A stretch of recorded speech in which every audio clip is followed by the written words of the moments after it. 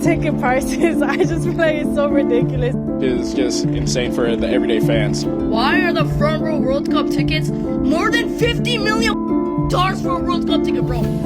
These prices. $11,000. And they're being resold for up to $2 million apiece. Imagine the best seat in the house for a World Cup final. Front row, pitch level. Now guess the price. Not $5,000, not $50,000. $2.3 million. That's a real listing on FIFA's own official resale site right now. And here's the part that should make your blood boil.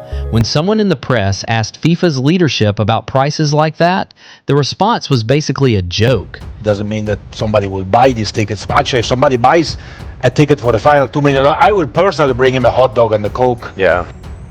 A $2.3 million hot dog. Welcome to the 2026 World Cup. Let's rewind for context. In Qatar 2022, one of the richest countries on earth, the cheapest group stage ticket was $11. Flat. Everyone paid the same. This year, in the country that brands itself the land of the free market, the cheapest tickets start around $60, and FIFA only set aside roughly 100,000 of those out of millions sold. For everyone else, group stage seats open well above $200. Semifinal tickets in Dallas have hit $11,000. And for the final, Category 1 seats didn't just start high, they climbed 3 separate times during the sales window, eventually landing north of $11,000 each before resale. Now compare that to the last time the US hosted, back in 1994. A Category 1 ticket then cost $50, about $111 today adjusted for inflation. FIFA isn't just raising prices with the times. They're outrunning inflation, outrunning wages, outrunning common sense for a sport whose entire identity is built on the idea that all you need is a ball. So why now? Why here? Part of the answer isn't economic, it's political. FIFA President Gianni Infantino has visited the White House more times than most world leaders.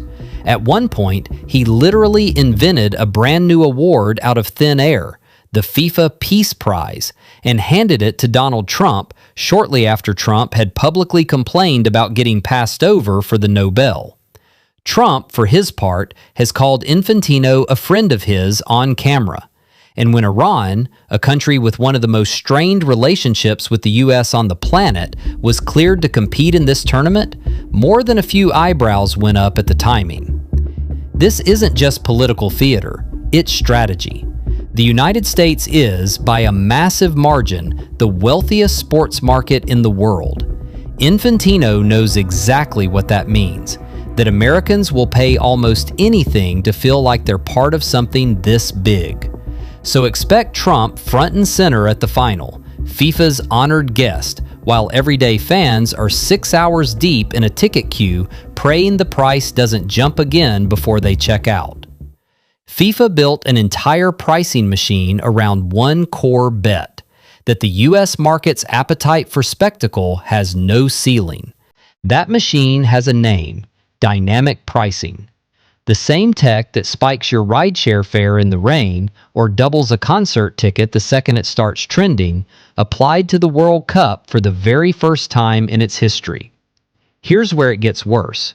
For the first time ever, FIFA isn't just selling tickets, it's also running its own resale marketplace, which means FIFA is now the seller and the scalper. Every time a ticket gets resold, FIFA takes 15% from the seller and another 15% from the buyer. 30% total, collected twice on the exact same seat. One ticket that originally sold for $155 has already been spotted reselling for almost $3,000, and FIFA pockets a cut of that markup on both ends. And in the United States, completely, perfectly legal. No cap on resale markup whatsoever. Compare that to Mexico, where fans can only exchange tickets, never profit from them. Or Ontario, Canada, where a new law forced FIFA to relist every single Toronto ticket back down to face value overnight. The US is the only one of the 3 host nations with zero guardrails, and FIFA's entire pricing strategy is built around exploiting exactly that gap. Buys a ticket for the final $2 million. I will personally bring him a hot dog and a Coke. Yeah. FIFA prefers a softer name for it: variable pricing. Same mechanism, friendlier branding. Prices aren't fixed in a queue. They shift after every sales wave, climbing wherever demand looks strong. One ticket for Uruguay versus Spain rose over 120% between April and October. Same seat, more than double the price, just because enough people kept clicking buy. The idea that fans would actually be offended if prices weren't sky high, because high prices signal prestige.